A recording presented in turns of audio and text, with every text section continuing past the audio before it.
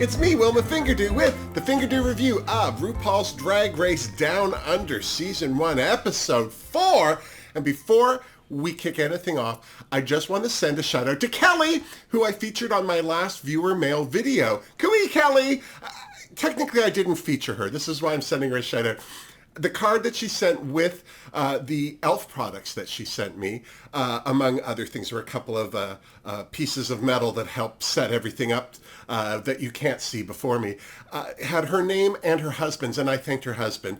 And although she says her husband wishes me all the best, she sent it, and I am so sorry that I misread it, and I'm so glad that I get a chance right now, Kelly, to correct my faux pas. So thank you again. I've got some of the e.l.f. stuff on, and I couldn't be happier, seriously. I also want to thank this week's tipper dues. Jetvik, thank you so much. She actually thanked me for reviewing Drag Race Down Under, because apparently not everyone who usually does a review is doing that. So personally, I'm surprised to hear that. But to be honest, I don't watch any review channels, just Maddie Rants and IMHO. If you're one of the few who haven't seen their reviews, I'm going to put a link for them down below. Seriously. I also want to thank Mark LaRocca Pitts, who got the Jorge drink mug he ordered, but still wanted to thank me for the pandemic entertainment I've been providing. It's my pleasure, Mark. Seriously, if you didn't watch, I'd be doing this alone by myself, and isn't that just a little bit sad? Don't look at me like that. You're not even here. Also, Kirsten Adamson thanked me for the intelligence, joy, and laughs that she's been getting from my reviews. Are you sure you're watching my reviews, Kirsten, is all I'm asking. Seriously. But it is my pleasure, and I'm so glad that you're tuning in. I also need to thank, once again, the fabulous and delicious Denise Journeau for yet another wig. This is the 5th in the series that she sent me, the last of the styled wigs, but the 5th. We're calling this the Bernadette Peters, clearly. It's Bernadette, and I love it. It's taken me back to the 80s. It's taken me back to my old hair once again, because, you know, Wilma was a ginge, I'm just saying, and I couldn't be happier with this wig. I even made a little hat for it just to match my ensemble, and I'm using some feathers that came in a package that Martha Grunwald sent from Vancouver, BC. So thanks to everyone who helped me pull this look together this week, seriously. Now, Jorge, drink me. Ooh, what is this? Another Marga Wilma? My lazy margarita? Apparently, I have been told that in Mexico, tequila and fresca is actually called a paloma. Tastes so much better with that name, I'm just saying. Now, let's talk about this week's episode. We started things off by saying goodbye to Coco Jumbo, and you could tell the queens were going to genuinely miss her. Personally, I love that she added "watch out bitch" to her lipstick message. Wise words indeed, I'm just saying.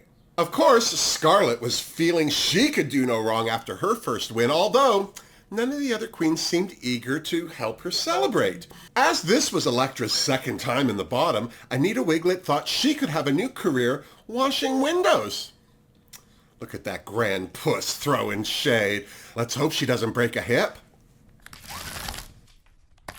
Even though she was laughing on the outside, Elektra was more confused than defeated, trying to figure out what the judges wanted. I think she wasn't feeling defeated because Scarlett hadn't started shading her yet, I'm just saying. But before Scarlett could let her opinions be known, etc., asked the room who felt confident, which is a shady 22-year-old's way of saying, "You suck, Elektra." Elektra admitted that she wasn't feeling very confident, but that was down to her not knowing what the judges want her to bring with her style. Style being the operative word, something etc. jumped on right away by saying the judges don't think Elektra has a taste level and offered to give her a head-to-toe before the next runway to let her know. This gagged everyone, including Elektra. Personally, I don't get why etc. would say such a thing. A blind person can see Elektra has no taste, but why should that bother her? I'm not a fan of these queens that kick each other when they're down. It certainly does nothing to make me like etc. more. Seriously. Speaking of, at least Scarlett was able to keep herself from calling Elektra a piece of poo with glitter on it. To her face. For now. But something tells me that dam is about to break. Seriously, why are these two queens so threatened by Elektra? Is it the glitter? The next day in the workroom, Anita proved her math skills once again by announcing how many queens remained, while Kita could see that Scarlett's recent win was giving her an air of confidence that she was clearly jealous of. Seriously. Etc. spared no time shading Elektra by asking how she was feeling after her near elimination last week. I don't know why Elektra didn't keep her gap-toothed mouth shut, because saying she landed in the bottom for being too good did her no favors, I'm just saying. Especially where Scarlett was concerned, who said she didn't think the judges would put someone in the bottom for being too good. Well, they did call her Beyoncé after all, although Etc. was even quicker to point out that Beyoncé never wore a dress like that on the runway. True, but then how many bogan-themed runways has Beyoncé done? None, I'm guessing. I have to say, I'm glad Elektra stood up for herself by asking Etc. how she felt after being safe 3 weeks in a row. Branding herself as a fashion queen, Elektra thought she'd be excelling on the runway. That seemed to shut Etc. up, but Miss Scarlett was very quick to come to her frenemy's defense by saying that Elektra needs to bring it because there's a target on her back. Yeah, because the other queens are coming for her basic brand. How's that a target? Can I just say, I find it interesting that Etc. and Scarlett couldn't stand each other last week and now they're teaming up to kick a drag queen while she's down. No wonder there's bullying on the internet. Seriously. Karen was happy that Elektra was standing her ground with the mean girls, but that didn't mean she wasn't enjoying the shade. The Rularm stopped the Shade Fest from continuing, but that didn't keep the queens from throwing a few more threats at each other under their breath. Thank goodness Ru's arrival shut them up, finally. Looking gorgeous in green, Ru didn't come alone. She had this week's Maxi Challenge, and with a melodic call to the pit crew, the queens were presented with a dumpster full of discarded items that Ru thought deserved a second chance. And that's when Art Simone popped out. Oh, great. Another mean girl. I have to say I was disappointed to see Art return, not because she didn't deserve it, I just hated the way she left the workroom after her elimination. I think it sends the wrong message to reward that kind of attitude. It makes me think that there's a plan where Art's concerned. Or maybe lawyers were involved. I don't know. I wasn't there. Personally, I would have rather seen Coco return, or even JoJo get a second chance after her early elimination, but no one asked me. Needless to say, the queens were gagged to see Art return, but Ru was very clear to point out to Art to use her second chance wisely. And then it was on to the Maxi Challenge. The queens had to create a runway look using the items in the dumpster that were collected from op shops. Just a quick note, the term op shop was created in the 1920s by former Melbourne showgirl Lady Millie Tallis, who wanted to take the stigma off of thrift shops by calling them opportunity shops or op shops. Here's to Lady Millie, seriously. I love an unconventional challenge. This really separates the queens from the performers who buy their own looks, is all I'm saying. Right away, the queens started grabbing whatever they could get their hands on. It wasn't pretty. I'm surprised eyes weren't lost, I'm so serious. Etc. asked the room if anyone's never made a costume before, which I'm sure was just her way to say, she has. Maxi impressed me. She said she's not a sewer, but because she was doing Drag Race, she took some classes to prepare. Here's to Maxi, seriously. Karen wasn't too pleased with it being a design challenge, unconventional or not. She admitted that she can sew, but her strength isn't the actual designing, which is too bad because designing an outfit is the hardest part. I'm so serious. Scarlett asked Art how it felt to be eliminated. To the room, Art said it was the lowest point of her life, and to us, she admitted that now she's just here for herself. Wasn't that what she was doing before? Being an equal opportunity mean girl, Etc. pointed out to Art that she was already sent home once, so it was proof that it could happen again, and that the queen who sent her home, Coco, was just sent home by Elektra, so that meant to Etc. that anyone could send Art home. Well, anyone who can dance at any rate. Of course, the mention of Coco brought up the question of who left her that note. Was it Art? Well, not by her accounting. She thought it was a ghost. Yeah, a ghost named Art Simone. Kita asked Karen what she thought about Art returning. Of course, she wasn't too happy. Karen's opinion was she was sent home, so she should stay home, but because she was getting a redemption for her Snatch Game performance, Karen was going to redeem herself by using her second Snatch Game option as inspiration for her unconventional runway. Kita thought she was letting Art's return affect her into a bad situation on the runway. And she wasn't wrong. Scarlett was feeling confident about the construction aspect of this challenge as she makes costumes for a living, but keeping things looking unconventional was going to be another matter as she finds it hard to make things look bad. Personally, I thought Scarlett had a lot of nerve asking Elektra if she could take a pair of granny panties from her pile. I'm so glad that Elektra said no. This is not the time to be a bigger queen. Good for you, Elektra, seriously. You keep those ugly panties. Anita admitted that she loved to sew. Mind you, I bet she likes doing her taxes too. Her only concern was that sewing doesn't seem to love her. Kita and Scarlett seem to agree. Bless. Thank goodness Rue showed up to check on the Queen's progress. First up, Art Simone. Rue was very quick to remind Art that she sucked at Snatch Game, so she was wondering what she had planned for the runway. It mostly seemed like a pink t-shirt with some bows on it to me. I'm just saying.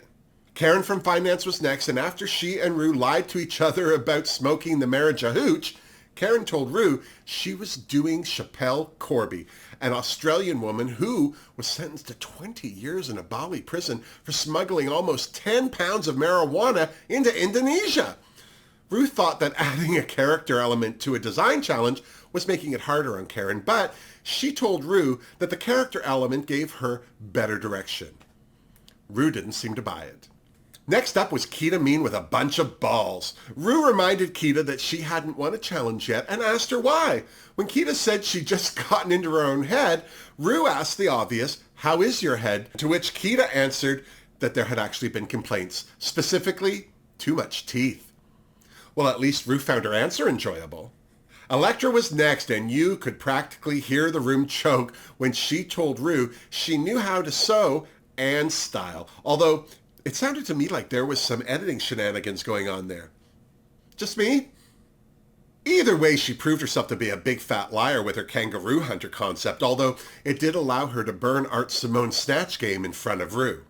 Rue didn't seem impressed. Rue pointed out that Elektra has a perfect body for clothes and asked if she's ever done a big old glamour gown before, because it's not rocket science. Hell, Rue even said a monkey could style Nicole Kidman.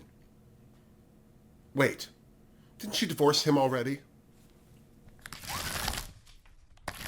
Next up was Maxie Shield, who had chosen recycled shopping bags, aka drag bags, for her unconventional material.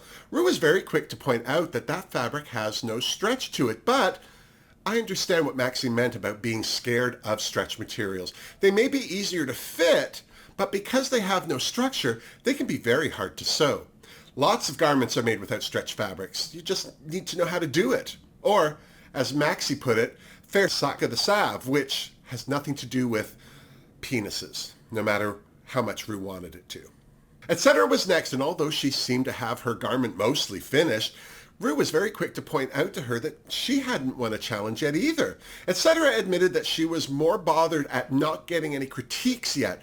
Well, watch what you wish for is all I'm saying. Next up was Anita wigl'it, and she brought what Rue thought was a ransom note to show her what she'd been up to. Rue seemed worried to find out that Anita had graduated from sewing to hot glue gunning her runway together. To change the subject, Rue asked Anita if it was true that she was in the Navy. Surprisingly, she was, and still is. The Navy band, that is. She plays the trumpet, which shows you that a blow is as good as a suck. Finally, it was Scarlett's turn, and because she's a costume designer, Rue asked her if she was going to win. To say Scarlett was quietly confident was a very loud understatement. Rue gagged the room by asking Scarlett, because she out-choreographed Elektra at the last challenge, what advice she had for her in this one. Well, that gagged the room even more, but it didn't stop Scarlett from sharing her thoughts. Of course it didn't. Her advice was that there was so much more to performing than doing the splits 20 times. And with that, Rue frigged off, and that's when Elektra defended herself again by pointing out that she's a good dancer. She's performed with Jessie J, J-Lo, Sia, and yes, that may only be backup dancing, but hundreds of people don't get hired for those jobs. Certainly none of the queens in that workroom, I'm just saying. As the queens continued with their looks, etc., took time out of her busy schedule to judge Anita's costume. Not that it needed judging, even Anita was worried. Etc. also had a few thoughts about Karen's efforts too, mainly that if they spray painted her silver, she'd look like Buzz Lightyear. At least it's a look. Possibly in an effort to distract people from her ode to hot glue, Anita asked the room if any of the queens had ever had a crush on Buzz Lightyear. The answer was no. Elektra seemed to be taking the hint, finally. It looked like she'd eschewed her kangaroo hunter for something simpler, but at least it looked like she'd released some pent-up anger at any rate. Those stuffed toys didn't know what hit them, is all I'm saying. This seemed to pique Scarlett's interest, who seemed unable to keep from sniffing around Elektra, trying to souse out what her new creation was. Elektra just slapped her prying eyes down with a cold comment. I would have just plain slapped her myself. Maybe she was worried that Elektra had spontaneously developed a sense of style. Why else would she care what she was doing? Seriously. And then it was elimination day. Now that her look was together, Anita was feeling better about her runway. Unfortunately, Kita didn't share her optimism. Art was feeling her look as well, which was a good thing because as badly as she felt sashaying the first time, she definitely didn't want to have to do it a second time. Not this early at any rate. Production got Art to ask the room how they're treated when they're out of drag. For the most part, the queens all said that their fans are disappointed if they're out of drag. It makes sense. It makes them feel like they're not good enough as themselves. Personally, I think it's because they're unrecognizable out of drag, but I feel that's something that RuPaul's Drag Race has helped turn around. The public gets so used to these queens out of drag in the workroom that they're recognizable out of drag in public. The problem now is there's no anonymity. They can't just sneak in and out of a place anymore. People recognize them. They got to pretty up, even out of drag. It's a lot. Of course, etc. had to be different. She presents femme most of the time, and that causes her fan base to ask why she's never out of drag and why she doesn't dress as a boy, which offends her gender identification as non-binary. To be honest, it's a terrible thing that etc. has to go through, but I'd be lying if I didn't say it would be easier to be sympathetic to her cause if she wasn't being such a mean girl all the time. Funny how sympathetic consideration is just a one-way street with some people, isn't it? And then it was time for the runway. I didn't hate Ru's look this week, but I didn't love it. I'm going to say it was interesting. I think it was the leg warmer things that kept me on the fence. Michelle was there looking beautiful in brown. Reese was rocking his self-professed Southern lawyer with a secret look. And joining Reese and Michelle was Els Karad. And if you don't know who he is, don't feel bad. He recently gained notoriety starring in the 2020 web series Rurangi that was turned into a feature-length film of the same name and has been taking the film festival circuit by storm. Els Karad is a trans performer in more ways than one. Not only is he a transgendered man, he's also a singer who recently turned to acting after he found his voice changing due to hormone therapy. Seriously, Els is so new to acting that he still has a day job, but I'm sure he won't have that for long. Seriously, check out Rurangi. It's about a trans man returning to his small-town farming community home after his transition. It's a fantastic film and a brilliant introduction to a bright new star on the international stage. I'll put a link to its official trailer here. Make sure you have tissues on standby. Seriously. And then it was time for the Queen's Op Shop recreations. First up, Art Simone serving us some Marie Antoinette pinkness. This look was nice, but short of the glitter doll house on her head, this look didn't say Op Shop upgrade for me. It said t-shirt with trim on it. Still, I gave it a Fingerdoo. I liked Kita Mean's runway better. Not that it looked better, mind you. I just thought as an Op Shop creation it was way more creative than Art's. Plus, it was still in keeping with Kita's brand. Ballsy and fun. So I gave her a Fingerdoo as well. Etc. looked gorgeous from the chin up, although why her makeup stopped at her chin is a mystery to me. Too bad because her face was flawless. As to the rest of her, I'm not sure what she was going for with that giant fly swatter, and as far as the dress went, her creativity stopped at the sleeves. Still, I gave her a Fingerdoo, even though I didn't want to. Maxi Shield's runway blew me away. I was so impressed that she made that look out of drag bags. It fit her like a glove, yet she could totally walk in it. For someone who just took some sewing classes, I was very impressed. Plus, the way she styled it with the spray paint and her wig and the makeup, this was my favorite look of the night. Fingerdoo for Maxi. As cute as Karen from Finance looked, I didn't love her outfit. This was another one that was hard to see as an op shop upcycle, so I gave it a finger don't. But she sold the hell out of it, even if she did Bogart That Fatty. By the way, Bogart That Fatty was the title of my one-woman show in high school. Electra Shock was next, and I was shocked by this look on her. Making a mermaid dress out of men's ties was genius. Was it the best look of the night? No, far from it. But it was the best thing Electra's worn down that runway so far this season, and that gorgeous wig put the whole ensemble over the top for me, so I absolutely gave her a Fingerdoo. Well done, Electra, seriously. Next up was Anita Wigl'it, and I'm going to go out on a limb here and say I didn't hate her runway. Yes, we've seen upscaled looks using books and videotapes before, but I thought her take on it was interesting. Burning the books added a social commentary for me, so I gave it a Fingerdoo. Sue me. Finally, we had Scarlett in a 1950s picnic look that was just gorgeous. But then using tablecloths is the same as using fabric, so I wasn't sure how upscaled it was. Still, how could you not give it a Fingerdoo? Seriously, I'm asking. And then it was time for the judges' critiques. Right away, Kita and, surprise, surprise, Electra were safe. Even Ru congratulated Electra for listening to the judges' advice. Here's to Electra, seriously. After she and Kita freaked off, the judges continued their critiques with Art Simone. For the most part, everyone liked her look, or they were afraid to read her on her first day back. I don't know. I wasn't there. The same can't be said for Etc. Michelle wasn't sure why the Dreamcatcher. Ru understood her references, but compared to the other queens, her look just didn't come together. At least Etc. finally got some feedback, although I'm sure it's not the feedback she was looking for. Seriously. Maxi Shield, on the other hand, was a huge success with the judges. Ru was beyond impressed with how she styled her outfit, right down to her shoes. Well done, Maxi, seriously. Karen from Finance was next, and right away Michelle thought her look was a cop-out. Even after Ru explained that she was impersonating Chappelle Corby, even Reese felt that she forgot this was a design challenge, although Els gave her a strong puff-puff pass. Good for Els. Poor Anita. No one seemed to have a kind word for her look. Well, except for Reese, who was more impressed by her presentation than her runway. And Ru seemed disappointed that the burnt pages on her dress weren't from Michelle's book, The Diva Rules. Now see, that's shade. Clearly, Scarlett was a fave with the judges, so much so that Michelle was inspired to make up a new word, glamdiculous. Back in the workroom, Electra was still feeling chuffed over her improvement on the runway, and to her credit, Scarlett admitted that her look was her second favorite of the night. Does anyone not think Scarlett's fave look was her own?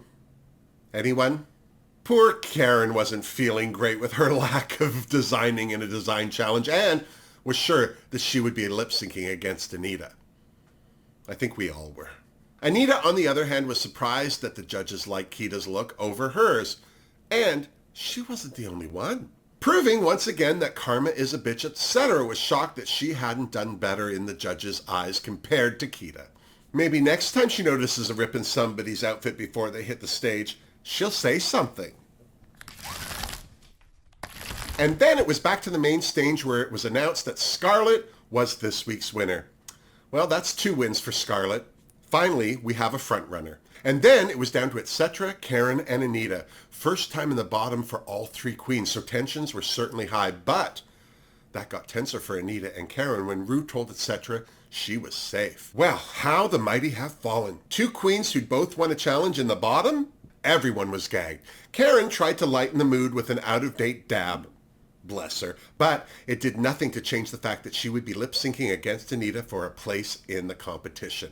And finally, the queens got to lip-sync to an artist from Down Under, the classic Danny Minogue hit, I Begin to Wonder. And all I have to say is I began to wonder where the fight was in this lip-sync. Neither queen really seemed to rip up the stage with any moves that said they wanted to be there. I will admit that Karen did move around more, and Even though she repeated that one signature move, it was still more than Anita seemed to be doing, bless. So I wasn't surprised that Karen shantaed, although I was sorry to see Anita sashay away. And clearly, I wasn't the only one. But ever the optimist, Anita did ask if it was too early to talk about All-Stars as she sashayed. Apparently, it's never too early. So, what did you think? Did the right queen land in the bottom? Did the right queen go home? What about Elektra? Did she catch a lucky break, or is she finally making more of an effort to be there? And is it too little, too late? This leaves us with 7 queens. Who do you think is the next to go? All we can do is tune into RuPaul's Drag Race Down Under next week to see how it all plays out. And when you're done, you come on back and you see me so you and I can compare notes. Now, please don't forget to like this video if you did. And if you haven't subscribed to my channel yet, I would be awfully grateful if you did that too. And until next week, miss me! Mwah! Seriously, Jorge. Ooh, it's warm in here, I'll tell you what. I can't believe that Anita went home. I thought she was a better dancer than that. I predicted that Karen would be in trouble if she landed in the bottom. She's just lucky she was up against Anita is all I'm saying. It would have been a different story if it had been her and etc. Seriously. I wish that they'd given us a reason as to why Art came back. I have questions. Mind you, Shangela came back 3 times and no one said anything about that. Maybe Art's the Shangela of season 1. I bet you that's a title she didn't think she'd win.